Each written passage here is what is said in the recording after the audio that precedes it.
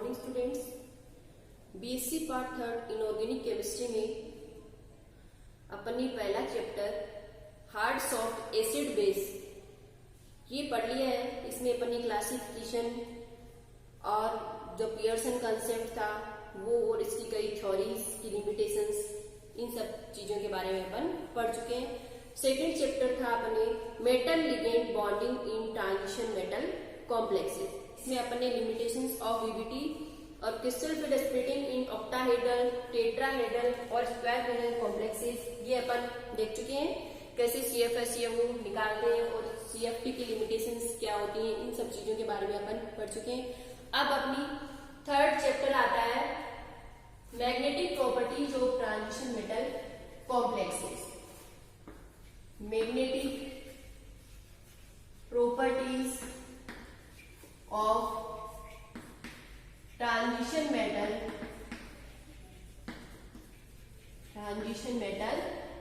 complexes। ठीक है, अपना चैप्टर है magnetic properties of transition metal complexes. तो देखो मैग्नेटिज्म कैसे होता है, मैग्नेटिज्म क्या होता है।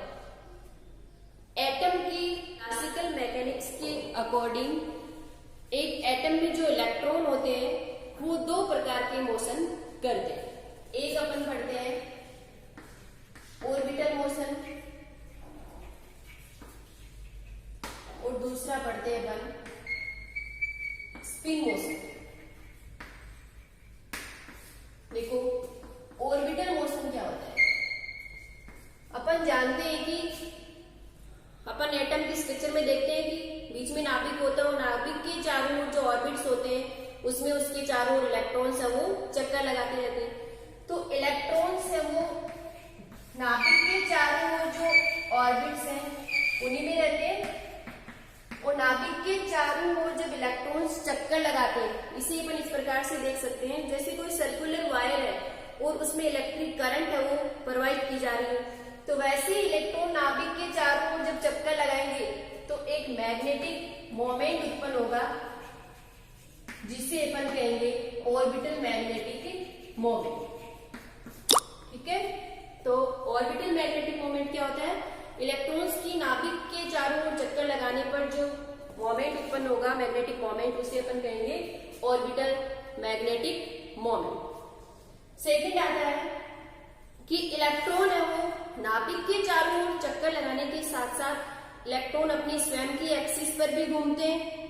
तो इलेक्ट्रॉन्स जब अपनी स्वयं की एक्सिस पर भी घूमेंगे तो इससे जो मैग्नेटिक मोमेंट उत्पन्न होगा उसे अपन कहेंगे स्पिन मैग्नेटिक मोमेंट। जैसे इसे अपन इस प्रकार से देख सकते हैं कि पृथ्वी है वो सूर्य के चारों ओर चक्कर लगाती है, इसके साथ साथ पृथ्वी अपनी स्वयं की एक्सिस या दूरी पर भी तो घूमती है। तो इलेक्ट्रॉन्स नाभिक के चारों ओर चक्कर लगाने के साथ साथ अपनी स्वयं की एक्सिस के चारों तरफ भी चक्कर लगाते हैं, घूमते हैं। तो अपनी स्वयं की एक्सिस पर घूमने से जो मैग्नेटिक मोमेंट उत्पन्न होगा उसे अपन कहेंगे स्पिन मैग्नेटिक मोमेंट। तो इन दोनों प्रकार के मैग्नेटिक मोमेंट से एक एटम और स्मॉल मैग्नेट की तरह बिहेव करता है। जो ऑर्बिटल मैग्नेटिक मोमेंट अभी अपन ने देखा है और स्पिन मैग्नेटिक मोमेंट कैसे उत्पन्न होता है। तो इन दोनों मैग्नेटिक मोमेंट की वजह से मैं कह रही हूं कि एटम है वो स्मॉल मैग्नेट की तरह बिहेव करता है। अब अपन एक पदार्थ को चुंबकीय क्षेत्र में रख दें या चुंबक के दो ध्रुवों के बीच में रखें, या अपन ऐसे कह दें कि जब बाह्य चुंबकीय क्षेत्र लगाएं तो उसके स्वयं के चुंबकीय क्षेत्र और जो अपन बाहर से चुंबकीय क्षेत्र लगा रहे हैं उन दोनों के बीच में क्या होती है, इंटरेक्शन होती है। तो ये इंटरेक्शन किस प्रकार की होती है, इसके अकॉर्डिंग कॉम्प्लेक्सेस वो अलग अलग बिहेवियर शो करते हैं। ठीक है, तो अब अपन देखते हैं टाइप्स ऑफ मैग्नेटिक बिहेवियर।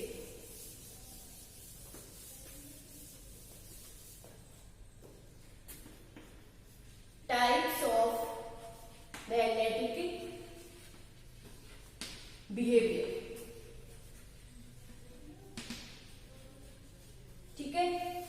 देखो कि कॉम्प्लेक्सेस को मैग्नेटिक फील्ड में रखने पर वो किस प्रकार का बिहेवियर शो करेंगे, ये अपन 5 प्रकार से पढ़ेंगे। देखो डायामैग्नेटिक,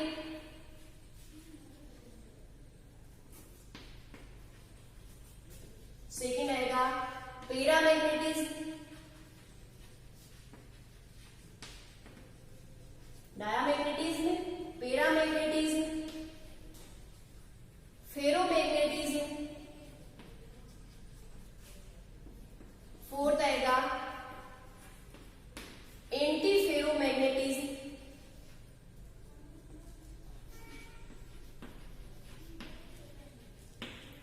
फिफ्थ आएगा फेरीमैग्नेटिज्म।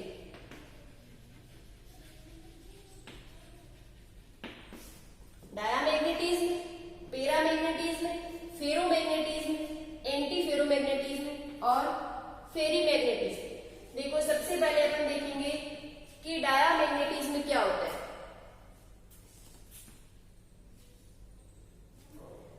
जब किसी पदार्थ को मैग्नेटिक फील्ड में रखें, चुंबकीय क्षेत्र में रखें, तो वो उसके द्वारा रिपेल होता है,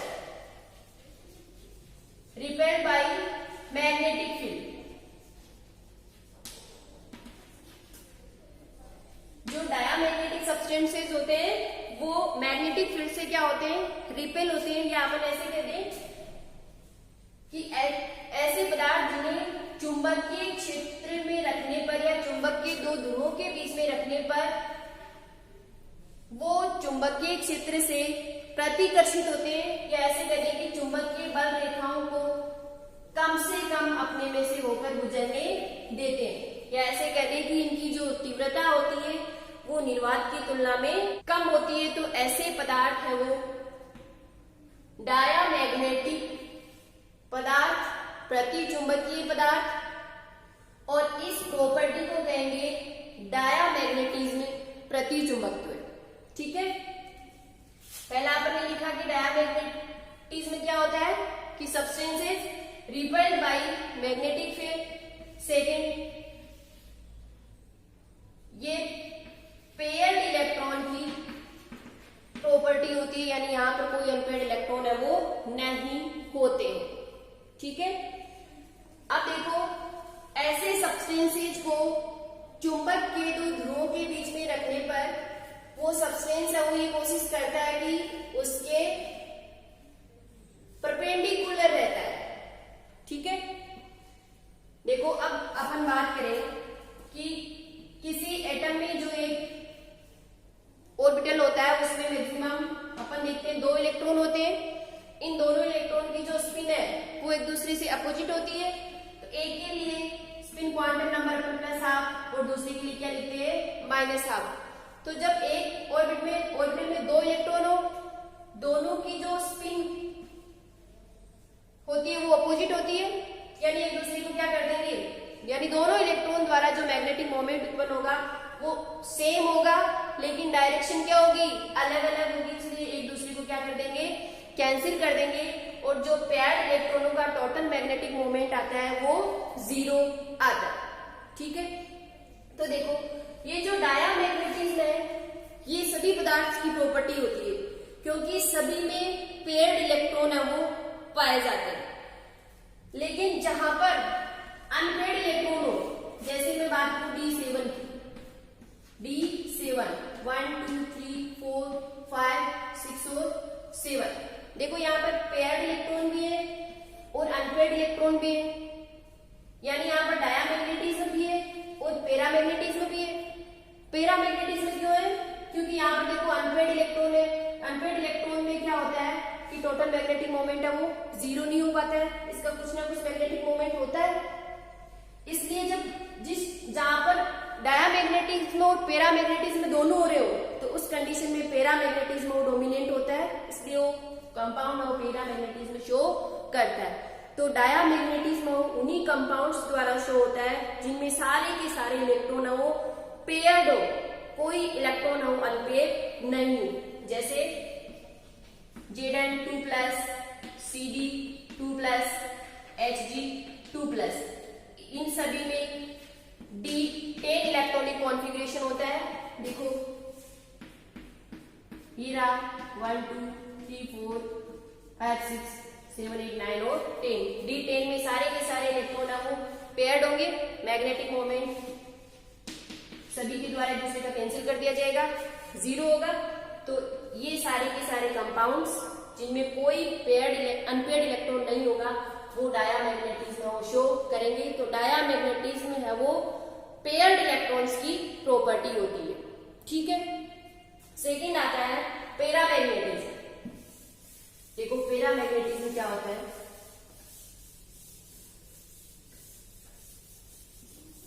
डायामैग्नेटिज्म में अपन कह रहे थे कि रिपेल्ड बाय मैग्नेटिक फील्ड, यहां पर क्या होगा अट्रैक्टेड बाय मैग्नेटिक फील्ड,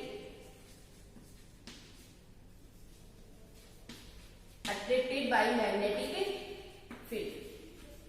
यानी वे सब्सटेंसेस जो जिन्हें मैग्नेटिक फील्ड में रखने पर वो मैग्नेटिक फील्ड द्वारा अट्रैक्ट होते हैं, या अपन ऐसे कह दें कि ऐसे सब्सटेंसेस को मैग्नेटिक फील्ड में रखने पर वो जो चुंबकीय बल रेखाएं हैं उन्हें अपने में से होकर गुजरने देते हैं। मैक्सिमम या ज्यादातर चुंबकीय बल रेखाएं उस पदार्थ से होकर गुजरती हैं, या ऐसे कहते हैं कि वो चुंबकीय क्षेत्र द्वारा आकर्षित होता है, ठीक है। साथ में यहाँ पर अपन देख रहे थे कि अनपेयर्ड इलेक्ट्रॉन नहीं होते, इलेक्ट्रॉन कैसे होने चाहिए पेयर। और पैरामैग्नेटिज्म है वो किसके द्वारा शो किया जाता है अनपेयर्ड इलेक्ट्रॉन्स के द्वारा। तो ऐसे कंपाउंड्स या कॉम्प्लेक्सेस जिनमें अनपेयर्ड इलेक्ट्रॉन होते हैं वो पैरामैग्नेटिज्म शो करते हैं। देखो अपन ट्रांजिशन मेटल की बात करें, D1 D2 D3 D4 D5 D6 D7 D8 D9 और D10। यहाँ पर एक इलेक्ट्रॉन, यहाँ 2, D3 में 3, D4 में 4, D5 में 5, D6 में 6 और ऐसे ही D6 में फिर एक पेयर हो जाएगा, D7 में 7 और D8 में ऐसे करके D9 और D10, ठीक है। देखो यहाँ पर D1 में एक इलेक्ट्रॉन है अनपेयर है, D2 में 2 है, दोनों अनपेयर है। यहाँ पर D3 में 3 अनपेयर इलेक्ट्रॉन होंगे, D4 में 4, D5 में 5 अनपेयर इलेक्ट्रॉन, D6 में फिर देखो एक इलेक्ट्रॉन फिर से पेयर हो जाएगा, यानी 2, ये तो पेयर हो जाएंगे। कितने अनपेयर इलेक्ट्रॉन बचे 4। फिर देखो यहाँ पर D8 में 2 अनपेयर है, D9 में 1 अनपेयर होगा और D10 में कोई अनपेयर इलेक्ट्रॉन नहीं होगा। तो देखो यहाँ पर D1 से D5 तक अनपेयर इलेक्ट्रॉन बढ़ रहे हैं, इंक्रीज हो रहे हैं 1 2 3 4 5, लेकिन D6 से D10 की ओर वापस नंबर ऑफ अनपेयर इलेक्ट्रॉन है वो कम हो रही है, डिक्रीज हो रही है। तो जितने ज्यादा अनपेयर्ड इलेक्ट्रॉन होंगे पैरामैग्नेटिज्म प्रॉपर्टी उतनी ही ज्यादा होती है, ठीक है। तो पैरामैग्नेटिज्म किसकी प्रॉपर्टी होती है अनपेयर्ड इलेक्ट्रॉन्स की, ठीक है। साथ ही देखो यहां पर अपन डायामैग्नेटिज्म में कह रहे थे कि सब्सटेंस को मैग्नेटिक फील्ड में रखने पर वो उसके परपेंडिकुलर रहता है, जबकि पैरामैग्नेटिज्म में क्या होता है कि मैग्नेटिक फील्ड में सब्सटेंस को रखने पर वो उसके पैरेलल रहने की कोशिश करता है, ठीक। अब अपन थर्ड पढ़ते हैं फेरोमैग्नेटिज्म।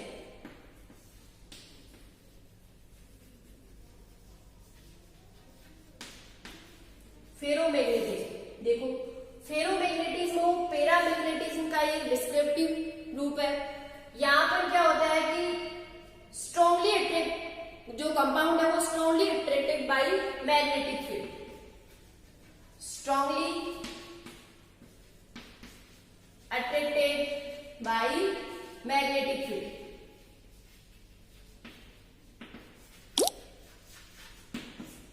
ठीक है, तो देखो फेरोमैग्नेटिज्म इन सब्सटेंसेस, देखो इसके नाम से दिख रहा है फेरोमैग्नेटिज्म, यानी ये मेनली आयरन की प्रॉपर्टी होती है।